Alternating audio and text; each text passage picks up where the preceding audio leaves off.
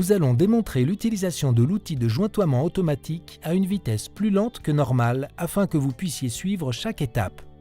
Soutenez le poids de l'outil essentiellement dans la main qui tient le tube de contrôle, la main droite ou gauche selon votre préférence, et gardez l'outil de jointoiement près de votre corps.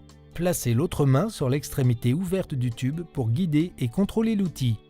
Quand vous jointoyez des joints horizontaux, commencez dans un coin. Tenez l'outil de jointoiement perpendiculaire au mur, les deux roues d'entraînement étant appuyées contre le mur. Roulez l'outil de jointoiement sans interruption le long de la ligne centrale du joint en permettant à la tête de l'outil de guider le mouvement. Cela facilite l'alignement et le contrôle. À environ 30 cm du coin, abaissez légèrement l'extrémité inférieure de l'outil de jointoiement.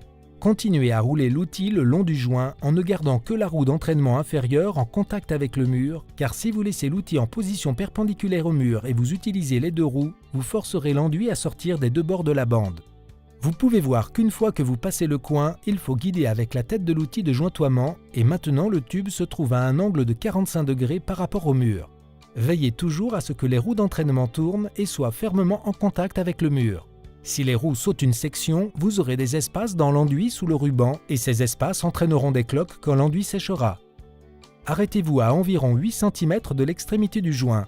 Ramenez le tube de contrôle entièrement à l'arrière pour couper le ruban, puis roulez le morceau de ruban restant jusqu'au coin tout en appuyant sur le tube de contrôle, ce qui fera aussi sortir un nouveau morceau de ruban pour commencer la nouvelle section. Récapitulons maintenant la séquence de coupe. Stop, arrêtez-vous complètement. Coupez. Ramenez le tube de contrôle entièrement à l'arrière pour couper le ruban. Roulez. Roulez jusqu'au bout du morceau de ruban. Avancez.